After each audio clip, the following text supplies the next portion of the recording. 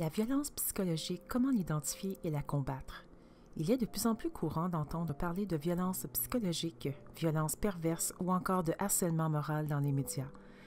L'été dernier, nous apprenions que la violence conjugale la plus répandue était de nature psychologique et qu'elle touchait près de 12% des personnes ayant été en couple. Mais de quoi parle-t-on au juste?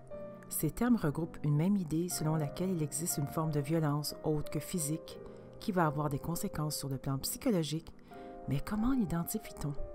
En suis-je victime ou même auteur sans le savoir? Que faire si c'est le cas? Une violence camouflée est récurrente. Contrairement à la violence physique, la violence psychologique se dissimule dans des actes et des mots qui au départ semblent tout à fait anodins, mais vont générer un mal-être grandissant par leur répétition. Quel acte, quel mot dissimule la violence psychologique? Dénigrer, dévaloriser. De toute manière, tu es incapable, tu ne fais jamais rien de bien. Discréditer, tu dis n'importe quoi. Insulter, humilier, tu ne ressembles à rien. Menacer, faire du chantage. Si tu en parles, tu ne verras plus tes enfants. Oublier, non, je ne me souviens pas que tu aies pris des vacances. Quoi qu'il en soit, je me retrouve sans personne. Donc, accuser, reprocher, c'est de ta faute si rien ne va entre nous. Fausse plaisanterie. Au fait, tu es viré. Non, je rigole. Ignorer, indifférence. Qui sont les victimes de la violence psychologique? La violence psychologique peut être présente dans de nombreux contextes, comme par exemple le couple, le travail et l'école. Avoir un conjoint très jaloux, sarcastique, négatif. Un patron qui ne vous accorde aucune confiance, ne vous écoute pas, vous critique. Être la cible d'intimidation et de moquerie de la part des camarades de classe. Ces exemples témoignent de l'étendue des lieux où peut sévir la violence psychologique et des nombreux visages que peuvent avoir les victimes. La violence psychologique touche particulièrement les enfants dans leur relation avec leurs parents. Dans ce cas précis, on saisit toute l'ambiguïté qui va entourer son identification, car l'éducation parentale va légitimer, d'une certaine manière, des pratiques comme la menace ou le chantage. Nous avons tous attendu un parent dire à son enfant qu'il sera privé de quelque chose s'il n'obéit pas ou qu'il sera puni. Est-ce pour autant de la violence psychologique? Déterminer à quel moment de telles pratiques vont constituer la violence psychologique n'est pas chose facile. Fonctionnement de la violence psychologique. À la lecture des lignes précédentes, vous vous posez forcément cette question. Suis-je moi-même victime, auteur de violence psychologique? Pour essayer d'y répondre, nous allons décortiquer les mécanismes qui sous-tendent la violence psychologique. Premier point. Et il est essentiel, la volonté de faire du mal. Il est essentiel de distinguer les personnes qui le font consciemment et inconsciemment, car dans le premier cas, on parle de violence, dans le second, d'abus psychologique. La nuance entre les deux réside dans le fait que l'auteur d'abus n'a pas comme objectif de manipuler, de dominer sa victime. Cela ne signifie pas pour autant qu'il n'y a pas de conséquences pour la victime. L'abus psychologique est problématique, mais ses répercussions sont moins intenses que dans le cas de violence psychologique. Second point. L'auteur va chercher à asseoir sa domination en générant chez sa victime différents sentiments et climats.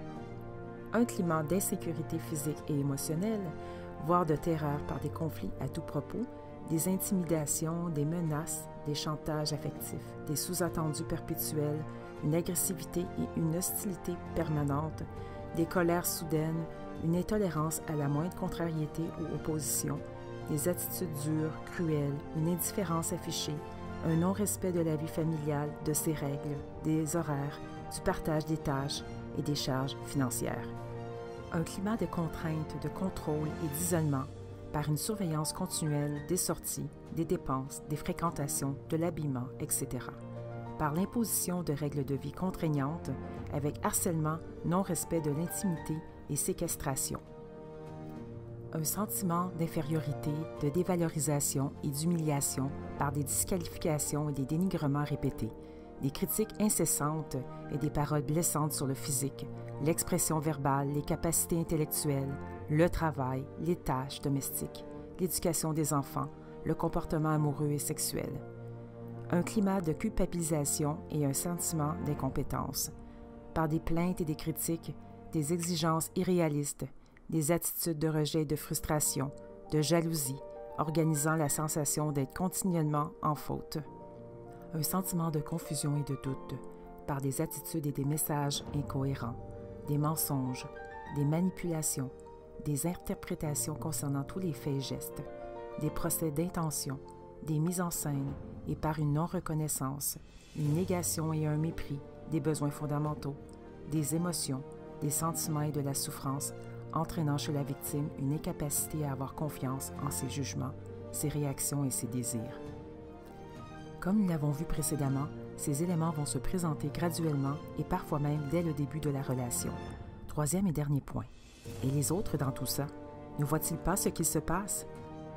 L'entourage est un point clé dans le harcèlement, car ce qui va lui donner de l'ampleur, c'est le fait qu'il soit cautionné par les autres.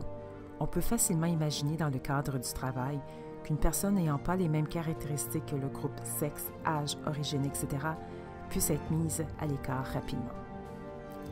La phrase de harcèlement débute le plus souvent infligée par un supérieur ou le patron, mais au lieu de prendre le parti de la victime, l'équipe va se retourner contre elle. Ce comportement peut être guidé par la tendance à se conformer à l'opinion du groupe, même si de manière individuelle ce n'est pas la nôtre, mais aussi par la tendance à rendre la victime responsable de ce qu'elle subit. Le harceleur est donc légitimé par le groupe qui cautionne, voire même contribue à la violence psychologique.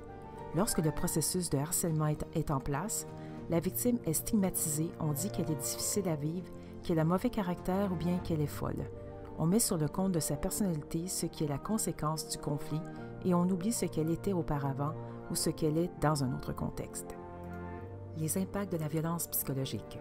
Être victime de violence psychologique va avoir un impact différent en fonction du niveau d'emprise qu'a le harceleur. Cela va de l'anxiété à la dépression, au stress post-traumatique, voire à la tentative de suicide. Subir du harcèlement est loin d'être anodin et nécessite une intervention, une cassure de la domination. Dans le cadre conjugal principalement, la violence peut devenir physique et la victime peut subir des blessures jusqu'à voir sa vie menacée. Il est donc déterminant de pouvoir en sortir. Comment se sortir de la violence psychologique? Premièrement, l'identifier. Pour pouvoir briser le lien de domination, il faut d'abord pouvoir se rendre compte de son existence. La manipulation est si forte qu'elle peut générer, comme nous l'avons vu précédemment, de la confusion et du doute, à tel point que la victime en vient à se dire qu'elle mérite ce qui lui arrive. Posez-vous les questions suivantes. Me dénigre-t-on?